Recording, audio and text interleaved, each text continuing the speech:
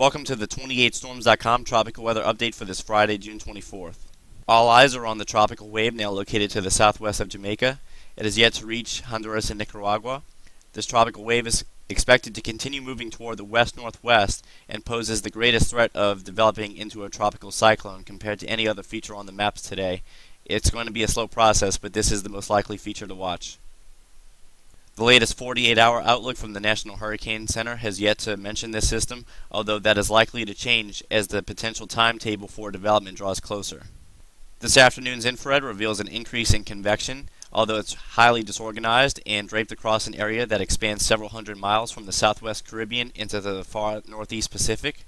Convection is on the increase as that tropical wave continues to move westward toward that monsoonal trough that's been located over much of Central America for the last 3 weeks, and an increase in some organization may occur over the next 72 hours, as long as some of this tropical wave and associated monsoonal low can remain over portions of the extreme western Caribbean and Gulf of Honduras. One of the key things to watch will be whether or not some of these spokes of convection rotating around the overall monsoonal low can gain enough latitude to possibly have enough room to develop in this general area over the next 24 to 48 hours before spreading across the Yucatan Peninsula and eventually the southwest Gulf of Mexico and Bay of Campeche. Although convection has been on the increase, there are no signs of an organizing surface circulation at this time. Many of the coastal areas surrounding Honduras, Nicaragua, and lower Belize will be the areas to watch for any potential development of a surface low, or especially a closed surface low. As of right now, however, we're only seeing a modest increase in 850 millibar low-level vorticity. It will be interesting to see if any of this vorticity max begins to spread more toward the north as it pivots around the overall monsoonal low.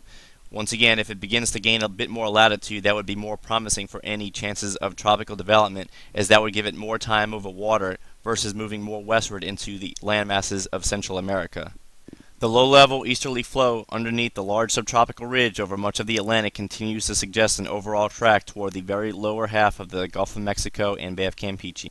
Today's water vapor imagery still shows the presence of a strong mid-level trough between the Yucatan Peninsula and Cuba, and this will limit any development within the next 24 to 36 hours. However, all model guidance continues to suggest that this upper-level trough will lift toward the north in allowing a mid-level ridge or upper-level ridge that's now currently over Panama and Costa Rica to begin lifting more toward the northwest, which would set up a more favorable pattern for any type of tropical organization. Here we can see that initially the wind shear is too strong for any immediate tropical development, as that trough is still squashing the upper-level ridge with 40 to 50 knots of wind shear to the north, as that upper-level ridge remains suppressed to the south, but once again, that should begin lifting toward the north fairly soon.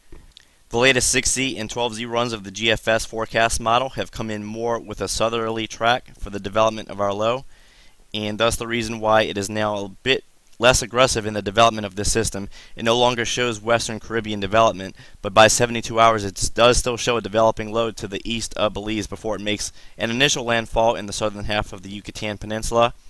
And by 96 hours or early Tuesday morning, we have a developing low in the Bay of Campeche, more than likely making a run at tropical depression or tropical storm status.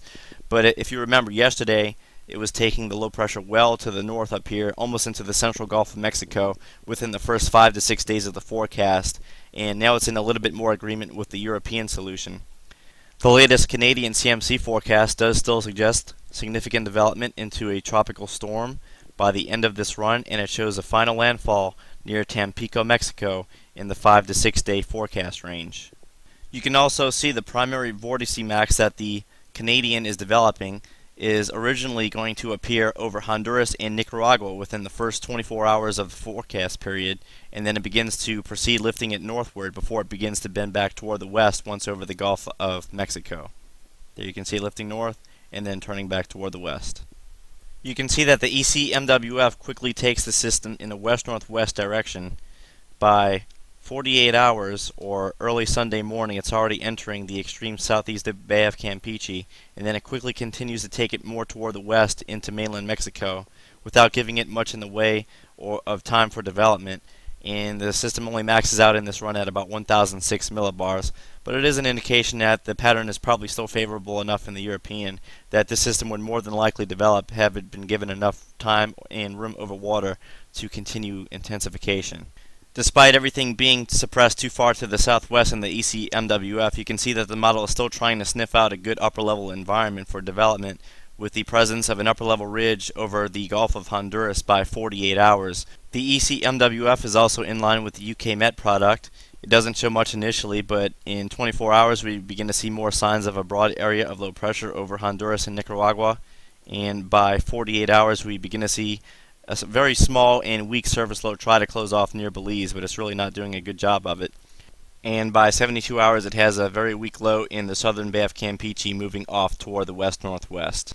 Finally, we're going to look at the 12Z no-gaps. If you recall, the no-gaps model was the northernmost and most aggressive model out of the dynamical model consensus. It was taking the system into the central Gulf and developing it into a hurricane within the next 7 days. But if you take a look at the latest 12Z solution, it is much more suppressed with the track, and it takes it well into Central America, and in fact in this case it doesn't really develop our system much at all. Just to show you why none of the forecast models are turning the system north into the United States Gulf Coast today. All of the model members agree with the idea that the Atlantic subtropical ridge will extend westward well into the southeast United States and also connect with the desert southwest subtropical ridge that will simultaneously be moving eastward. Therefore, there will be no weaknesses over the central Gulf Coast that would ordinarily like to turn these types of tropical systems more toward the north. Instead, there is no weakness there, so it must go west to underneath this ridge. The only way this could change is if this trough out here over the Pacific Northwest were to rapidly move east much faster than expected, and that would be a radical and dramatic shift in the forecast models within only a 5-day period, so it's really unlikely that this pattern is going to change all that much. So we're pretty set on a western Gulf type of track, and it's just a matter of how far north will it possibly get. But as of right now, it doesn't look like Texas is even under much of a threat. But this is the tropics, so keep up with it as always.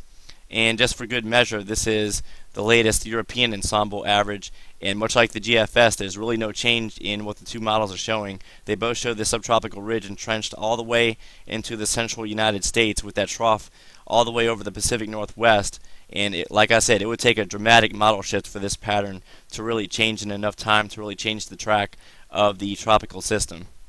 So residents in the Yucatan Peninsula should not be overly concerned. More than likely, nothing more than a strong tropical disturbance will be passing over your region within the next 2 to 3 days.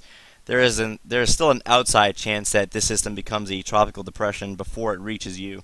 But even if it did, the overall conditions would be the same. We would just have some gusty winds and heavy rainfall for a couple days before it begins to push on off toward the Gulf of Mexico and southwest Bay of Campeche, where it perhaps has its best chance there to become a weak depression or tropical storm by the current looks of it before it makes a second landfall in mainland Mexico.